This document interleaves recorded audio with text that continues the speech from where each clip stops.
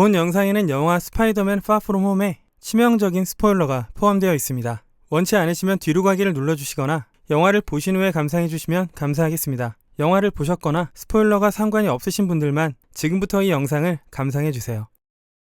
안녕하세요, 기묘한 케이지의 케이지입니다. 스파이더맨 Far From Home은 마블 시네마틱 유니버스의 23번째 영화이자 페이지 3의 마지막 영화죠. 이 영화의 첫 예고편이 공개되고 주목을 받았던 이유는 이 영화가 엔드게임의 스포일러였기 때문인데요. 인피니티 워에서 먼지가 되었던 스파이더맨이 살아 돌아와야 이 영화가 시작될 수 있었으니까요. 이 영화의 예고편이 뜨거운 반향을 일으켰던 또 하나의 이유는요, 바로 멀티버스의 존재 유무 때문이었는데요. 미스테리오가 원작과는 달리 차원을 넘나들면서 온갖 스파이더버스의 히어로와 빌런들이 난무하게 되지는 않을지 기대와 우려를 하는 팬들도 있었는데요. 그런 기대와 궁금증을 동시에 갖게 했던 영화 어벤져스 엔드게임 이후의 세상을 보여주는 스파이더맨 Far From Home의 매력과 더불어 새로운 페이지를 향한 마블의 계획과 우리가 미처 알지 못했던 불안 요소를 함께 알아보도록 하겠습니다.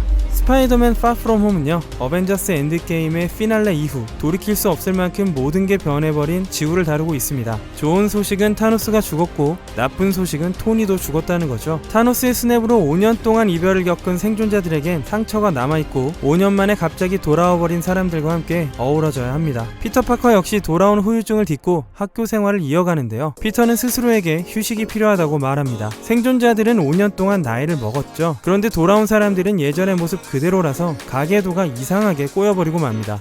그러니까 동생이 형이나 누나보다 나이를 먹는 등의 이상한 형국이 되어버린 것이죠. 영화에서는 이러한 기이한 공존의 아픔을 더 블립이라고 명명하게 됩니다. 이제 전 세계가 던지는 질문은 과연 누가 다음 아이언맨이 될 것인가입니다. 그 질문에 답하기 위해서, 그리고 토니가 원했던 사람이 되기 위해서 피터는 부단히 애를 쓰는데요. 토니의 죽음 이후에 토니의 흔적은 전 세계 도처에 존재하고 있습니다. 예술가들은 토니를 사방에 그리고 비행기를 타면 토니의 일대기를 다룬 다큐멘터리가 나옵니다. 아이언맨의 부재를 온몸으로 견디고 있는 피터의 곁에는 메이 숙모와 친구들, 그리고 해피 호건이 있습니다. 해피는 자꾸만 메이 숙모의 주변을 맴돌면서 피터의 신변을 챙기는데요. 친구들과 2주간의 유럽 현장 학습을 떠나게 되는 순간 꼼꼼한 메이 숙모는 별일은 없겠지만 혹시 모르니 슈트를 챙겨가라고 일러주죠. 그렇게 떠난 유럽 여행, 베니스에 도착하자마자 거대한 물폭탄 괴수가 출몰하고 난데없이 정체불명의 녹색 어항 헬멧 히어로가 그걸 제압하더니 야밤에는 닉퓨리가 숙소까지 난입해서 긴급 요청을 해오고 닉퓨리를 따라 베니스의 비밀기지로 내려가자 그곳에는 아까 봤던 정체불명의 히어로 미스테리오가 와 있었습니다. 미스테리오가 말하길 타노스의 스냅으로 차원이 열리면서 자신이 살던 차원 너머의 지구를 파괴한 엘리멘탈이 지금 우리가 살고 있는 이곳 616번 지구에 들어오게 되었고, 자기는 그 엘리멘탈을 막기 위해 다른 차원에 있는 833 지구에서 온 히어로라고 소개를 하죠. 그런데 피터는 선뜻 이들과 함께 엘리멘탈 수탕 작전에 투입되기를 주저합니다. 친구들과 여행을 망치긴 싫고 MJ에게 고백까지 하려는 계획 또한 있었기 때문인데요. 그렇기에 피터는 재미있는 여행이냐 아니면 미스테리오와 함께 엘리멘탈을 막아내야 할 것이냐는 아주 선택하기 어려운 고민에 빠지고 맙니다. 이제부터는 총평을 말씀드리겠습니다. 이 영화는 엔드게임이 끝나고 자, 그래서 이제 지구는 누가 구할 건데? 라는 물음에 대한 가장 명쾌한 대답인데요. 전작인 홈커밍에서 보여줬던 재치와 흥겨운 템포감은 여전하고요. 이 영화를 연출한 존 와치 감독이 80년대 티네이저 무비의 대명사인 존 휴즈의 영화들에서 영향을 받았던 청춘 드라마풍의 홈커밍과 비교하면 이번 Far From Home은 고교생의 여행 소동이 주 내용인 티네이저 시트콤 같은데요. 피터가 유럽 휴가 중에 위험한 로맨스와 사건에 휘말리는 설정은 평범한 대학생이 정부 요원들과 얽히고 설키는 영화 가차에서 10대 소년이 세상의 위험에 홀로 맞서는 것은 고교생 해커가 3차 세계대전의 위기를 홀로 막아서는 내용의 영화 워게임에서 여행을 망치지 않으면서 고백도 하고 지구도 지켜야 하는 삼중고에 처한 피터의 모습은 여행 도중에 가족도 챙기고 사건도 수습해야만 하는 아빠 클라크의 소동을 다룬 존 휴즈 감독의 휴가 대소동 등에서 영향을 받은 듯한데요. 청춘영화 덕후로 알려져 온 존 와치 감독의 영화적 뿌리가 어디인지 알 수 있는 영화 목록들이 되겠습니다. 톰 홀랜드는 이번 영화에서 재기 넘치는 10대 스파이더맨을 연기하면서 향후 MCU에서 가장 사랑받는 인물 중에 하나가 될 채비를 마쳤죠. 눈에 보이는 것을 모두 믿지 말아라. 극중 해피가 피터에게 던지는 이 대사는 미스테리오를 무찌를 수 있는 중요한 실마리로 작용합니다.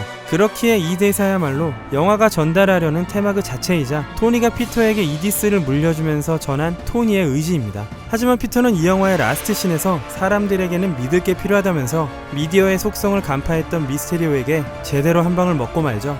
미스테리오가 피터와 싸우면서 촬영했던 소위 몰카 영상은 악마의 편집을 거쳐 언론사 데일리 뷰글의 손에 넘어가게 됐고요. 마치 선역 히어로인 미스테리오를 스파이더맨이 죽인 것처럼 오해가 생기면서 사람들은 스파이더맨의 왜곡된 실체를 믿기 시작하는데요. 뉴욕으로 돌아와서 MJ와 즐거운 한때를 보내던 피터는 데일리 뷰글의 발행인인 조나 제임스에 의해서 자신의 실명까지 만천하에 공개되는 날벼락도 맞습니다. 여기서 잠깐, 소니의 스파이더맨 시리즈의 주력 조연이었던 그 J.K. 시몬스가 같은 배역으로 다시 등장한다는 점이 흥미롭죠. 이제 피터 파커는 살인 누명을 벗고 미스테리오의 실체를 밝히고 자신이 알게 된 눈에 보이는 것이 전부가 아니라는 사실을 장차 대중들이 알도록 해야 하죠. 더 이상은 복면 뒤에 숨어 있을 수 없는 상황 속에서 새로운 페이지 4는 스파이더맨의 진실 규명 과정에서부터 시작될 것 같다는 예상을 해보는 바입니다. 이토록 마블이 피터를 가혹한 상황 속으로 몰아넣는 이유는 뭘까요? 제가 생각하는 이유는 다음과 같습니다. 첫 번째로는 MCU의 스파이더맨은 기존 소니의 스파이더맨과는 확연하게 다른 길로 갈 거라는 암시입니다.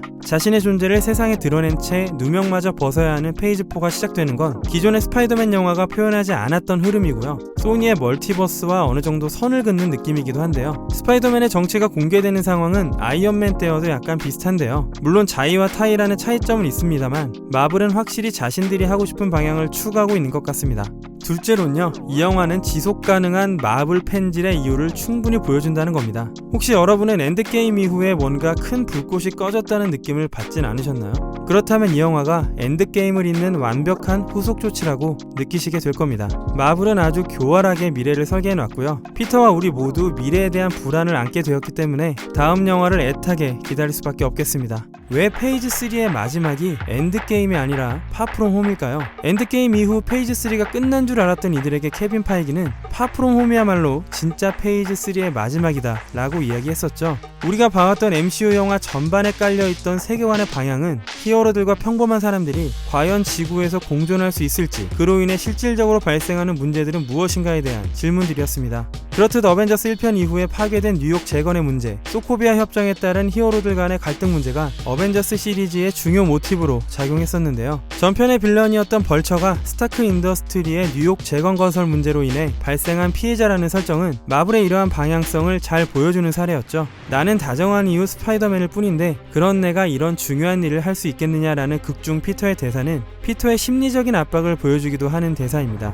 파프롬 홈은 MCU 영화 중에서 그동안 조명하지 않았던 어린 영 히어로의 감정을 심도 있게 다루고 있습니다. 아이언맨을 출발점으로 삼았던 MCU가 나름 어른들의 세계였던 걸 상기해보시면 파프롬 홈이 가진 의미가 다르게 다가오실 겁니다. 소니의 스파이더맨에선 생활고를 겪는 피터가 피자 배달을 하면서 헐떡이고요. 마크 웹의 어메이징 스파이더맨에선 로맨틱한 감성로로 표현되는 피터와는 다르게 MCU는 스파이더맨을 제2의 아이언맨으로 만들기 위해서 공을 들이고 있습니다. 이건 피터가 스토리상으로 2대 아이언맨이 된다는 이야기가 아니고요. 그동안 토니 스타크가 지녔던 상징성과 존재감, 그리고 그 명분을 피터 파커에게 새기라는 거죠. 10년 넘도록 우리가 봐왔던 아이언맨의 성장과 변화를 상기해보시면 이것이 마블 영화의 중요한 포석이자 페이지 4의 예측 포인트가 될지도 모르겠습니다. 나날이 진화하는 슈트들 역시 아이언맨의 슈트만큼 초유의 관심사인데요. 스파이더맨의 신상 슈트는 과연 어떤 모습으로 등장할까요? 스파이더맨 파프롬 홈의 의상 디자이너인 안나 비 쉐파드와 의상 감독 그레이엄 처치하드는 오리지널 코스튬 색상이 아닌 독특한 올블랙 슈트를 등장시켰습니다. 이 슈트는 닉 퓨리가 유럽에서 스파이더맨의 정체를 숨겨주기 위해 직접 선물한 스텔스 슈트입니다. 제작진의 인터뷰에 따르면 캡틴 아메리카와 호크아이, 블랙 위도우의 슈트에서 장점만을 따다가 만든 슈트라고 하죠. 여기에는 존 와츠 감독이 직접 고안했다고 알려진 눈 부위를 열고 닫을 수 있는 플립업 스파이더 고글이 장착되어 있습니다. 이 역시 80년대에 유행했던 컨셉이었죠. 그리고 블랙과 레드 색상 조합의 슈트는 피터가 토니의 제트기 안에 남긴 슈트 제작 장치로 만들어낸 슈트인데요. 이에 대해서 쉐파드 의상 디자이너는 이런 말을 했습니다. 그는 더 이상 아이언맨이 되려고 노력하지 않고 스파이더맨에 대한 피터 파커 본인의 비전이 담긴 슈트라고 말이죠. 토니가 피터에게 남긴 안경에는 스타크 인더스트리의 모든 데이터베이스에 접속할 수 있는 인공지능 프로그램인 이디스가 탑재되어 있는데요. 보다 업그레이드된 웹슈터의 모습과 의상 전면의 스파이드 로고 디자인 등 스파이더맨을 좋아하시는 관객들에겐 충분히 즐거움을 느끼실 수 있을 겁니다. 어항 모양의 헬멧을 착용한 미스테리오의 본명은 쿠엔틴 백입니다. 그는 헐리우드의 스턴트맨이자 특수효과 전문가로 원작에서 표현되는데요. 그런가 하면 악역 집단 시니스터6의 창립 멤버이자 데어데블의 연인인 카렌 페이지의 죽음에도 핵심적인 역할을 했었죠. 미스테리오의 정체는 스타크 인더스트리의 직원으로서 토니 스타크에게 열등감을 느끼고 있는 인물이었고, 드론을 이용해서 특수효과 영상들을 조용하는 방법으로 사람들을 속였던 것으로 드러나게 됩니다. 존 파브로가 연기한 해피는 토니 스타크와 함께 히어로의 책임이 뭔지를 피터에게 알려주는 멘토 같은 역할이었는데요. 존 아츠 감독이 해피를 두고 피터의 세상의 중심이었던 토니가 떠나고 난 뒤 피터가 자신의 소임을 다하면서 살 수 있도록 도우면서도 스토리의 감정을 이끌어가는 데에 중요한 역할을 했다고 말했습니다. 이번 파프로몸의 포스터 디자인이 각국의 관광지를 상징하는 스티커가 붙은 캐리어 같죠? 그렇듯 이 영화는 정말 로케이션의 진수를 보여줍니다. 베니스, 오스트리아, 프라하, 베를린, 그리고 런던까지 아우르는 유럽 전역의 관광지를 활보하는 스파이더맨의 모습을 볼 수 있는데요. 제작진은 최대한 현지 로케이션을 하려고 노력을 기울였고, 프라하의 명소인 카렐교와 프라하 오페라 하우스 등에서는 피터와 MJ의 로맨틱한 장면을 촬영했고요. 체코의 또 다른 도시인 리베리체에서는 파괴된 회전목마가 등장하는 장엄한 액션 시퀀스가 촬영되었습니다. 영국 런던에서 거주하는 톰 홀랜드는 인터뷰에서 집에서 멀리라는 뜻의 스파이더맨 파프로몸은 집 근처에서 찍고, 집으로 돌아왔다는 뜻의 스파이더맨 홈커밍은 정작 집에서 멀고 먼 미국에서 찍은 아이러니를 언급하기도 했었죠.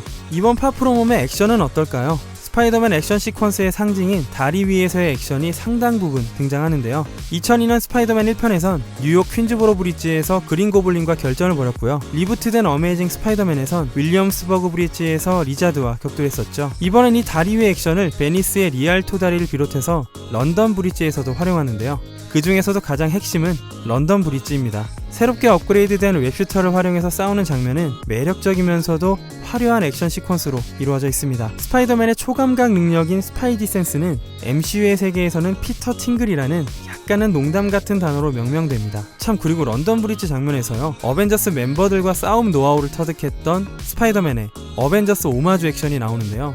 이 장면은 마블의 귀여운 팬서비스라고 보시면 되겠습니다. 지금까지 스파이더맨을 연기한 배우 중에 최연소 배우인 톰 홀랜드는 스크린에서 스파이더맨을 묘사하는 현존 최고의 배우죠. 지금까지 알려진 바에 따르면 톰 홀랜드는 3편의 단독 영화와 3편의 MCU 영화에 계약을 한 상태라고 합니다. 3편의 MCU 영화는 계약을 채운 상태고요. 이제 3번째 스파이더맨 영화 한 편이 남아있습니다. 그런데 안도할 수 없는 한 가지 변수가 있습니다. 그건 바로 소니인데요. 톰 홀랜드는 여러분들도 아시다시피 마블과 소니의 공동 양육권의 중심에 서 있죠. 외신인 옵저버의 엔드게임 개봉 당시 올라왔던 기사에 따르면 파프로몸까지의 계약이 이행되면 그 다음을 위한 재협상에 돌입해야 한다고 하는데요. 그렇다면 소니는 어떤가요? 스파이더맨의 숙적인 베놈의 솔로 무비를 만들어서 반드시 속편이 나와도 될 만큼의 흥행 성공을 시켜놨고요. 애니메이션에서도 스파이더버스를 구현해서 극찬을 받았었죠. 선임 박스오피스 분석가인 제프 벅은 외신인 비즈니스 인사이더에서 베놈의 성공으로 시리즈화가 될 거기 때문에 디즈니 입장에서 스파이더맨이 소니보다 디즈니에게 더 필요하다면 스파이더맨을 들여오기 위해서 소니를 완전히 사야 할지도 모른다고 말했었죠. 스파이더맨을 마블에 맡겨둔 채로 스파이더맨이 당장은 없는